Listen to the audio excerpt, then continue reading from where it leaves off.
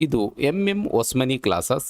ಈ ದಿನ ಭಾರತದ ಸಂವಿಧಾನದ ಅನುಸೂಚಿಗಳ ಕುರಿತು ತಿಳಿದುಕೊಳ್ಳೋಣ. ಭಾರತದ ಸಂವಿಧಾನ ರಚನೆ ಮಾಡುವ ಸಂದರ್ಭದಲ್ಲಿ 8 ಅನುಸೂಚಿಗಳನ್ನು ಒಳಗೊಂಡಿತ್ತು.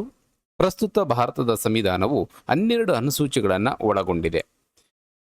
ಈ ಅನುಸೂಚಿಯು ವಿಶೇಷ ವಿವರಗಳನ್ನು ಪ್ರತ್ಯೇಕವಾಗಿ ನೀಡೋದಕ್ಕೋಸ್ಕರ ಅನುಸೂಚಿ ಅನ್ನುವಂಥದ್ದನ್ನು, ಅಂದರೆ ಶೆಡ್ಯೂಲ್ ಅನ್ನುವಂಥದ್ದನ್ನು ಭಾರತದ ಸಂವಿಧಾನದಲ್ಲಿ ಸೇರಿಸಲಾಗಿದೆ. ಶೆಡ್ಯೂಲ್ 1 ರಾಜ್ಯ ಮತ್ತು ಕೇಂದ್ರಾಡಳಿತ ಪ್ರದೇಶಗಳ ಪಟ್ಟಿಯನ್ನು ಒಳಗೊಂಡಿದೆ. ಈಗ 28 ರಾಜ್ಯಗಳು ಮತ್ತು 8 ಕೇಂದ್ರಾಡಳಿತ ಪ್ರದೇಶಗಳ ಪಟ್ಟಿ ಮೊದಲನೆಯ ಅನುಸೂಚಿಯಲ್ಲಿದೆ.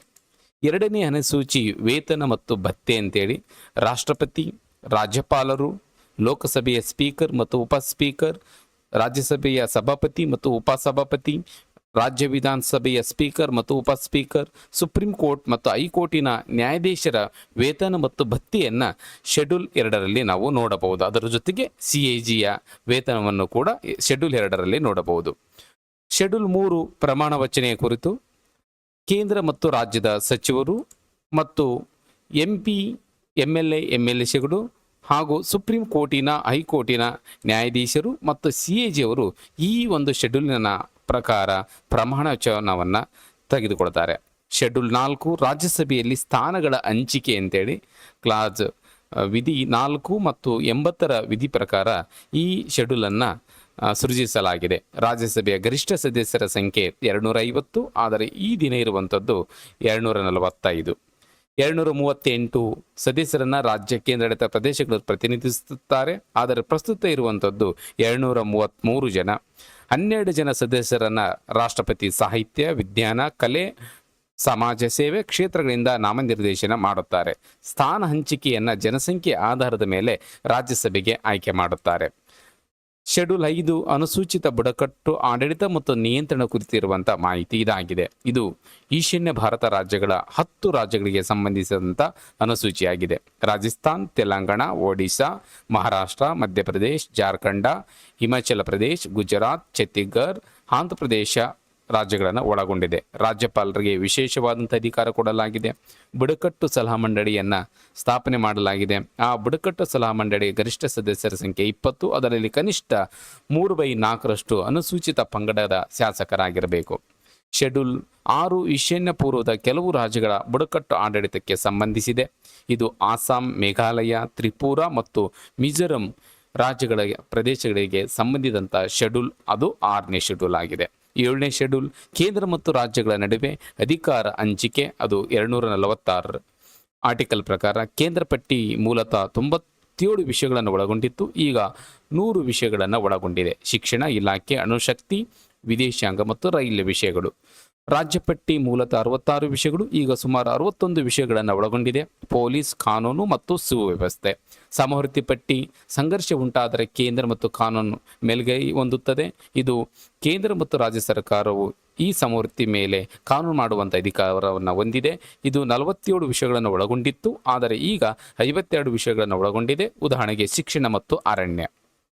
ಶೇಷಾಧಿಕಾರ ಅಂತೇಳಿ ಯಾವ ಪಟ್ಟಿಯಲ್ಲಿ ಸೇರಿದ ವಿಷಯಗಳನ್ನು ನಾವು ಶೇಷಾಧಿಕಾರ ಅಂತೇಳಿ ಕರಿತೀವಿ. ಇದು ಕೇಂದ್ರ ಸರ್ಕಾರ ಕಾನೂನು ಮಾಡುವ ಅಧಿಕಾರವನ್ನು ಹೊಂದಿದೆ.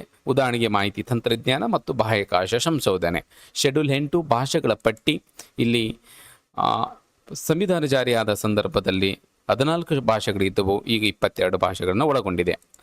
ಅಸ್ಸಾಂ, ಬಂಗಾಳಿ, ಗುಜರಾತಿ, ಹಿಂದಿ, ಕನ್ನಡ, ಕಾಶ್ಮೀರಿ, ಮಲಯಾಳಂ, ಮರಾಠಿ, ಓಡಿಯಾ ಅಥವಾ ಓರಿಯಾ, ಪಂಜಾಬಿ, ಸಂಸ್ಕೃತ, ತಮಿಳು, ತೆಲುಗು, ಉರ್ದು ಇವು ಸಂವಿಧಾನದ ಪ್ರಾರಂಭದಲ್ಲಿದ್ದಂಥ ಭಾಷೆಗಳು.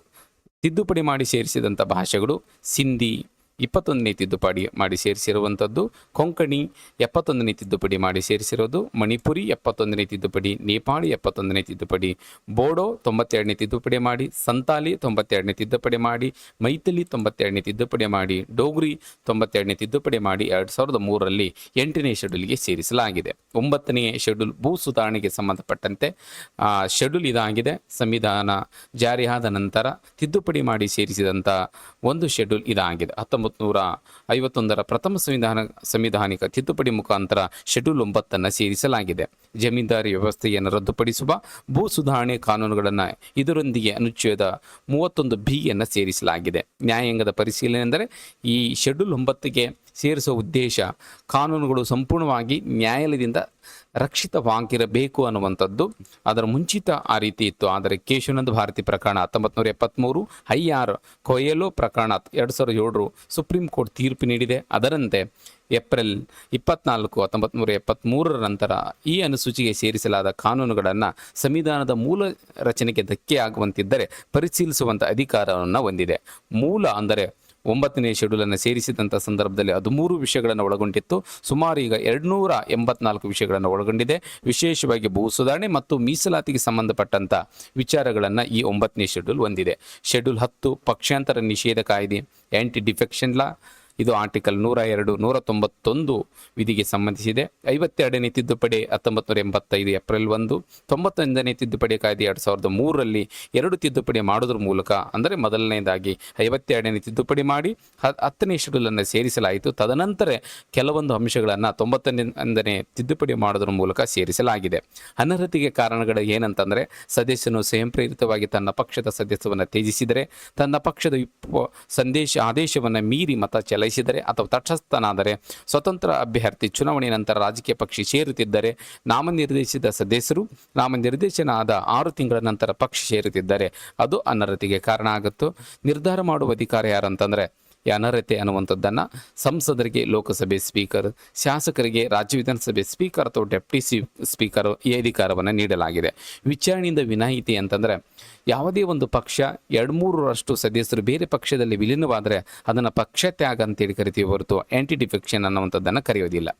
11ನೇ ಶೆಡ್ಯೂಲ್ ಗ್ರಾಮೀಣ ಸ್ಥಳೀಯ ಅಧಿಕಾರ ಮತ್ತು ಜವಾಬ್ದಾರಿಗಳಂತೇಳಿ ಆರ್ಟಿಕಲ್ 243G ಅಲ್ಲಿ ಒಳಗೊಂಡಿರುವಂಥ ಅಂಶಗಳು. ಇದು 73ನೇ ತಿದ್ದುಪಡಿ ಕಾಯ್ದೆ 1992 ಪ್ರಕಾರ ಇದನ್ನು 24 ಏಪ್ರಿಲ್ 1993 ಜಾರಿಗೆ ತರಲಾಗಿದೆ.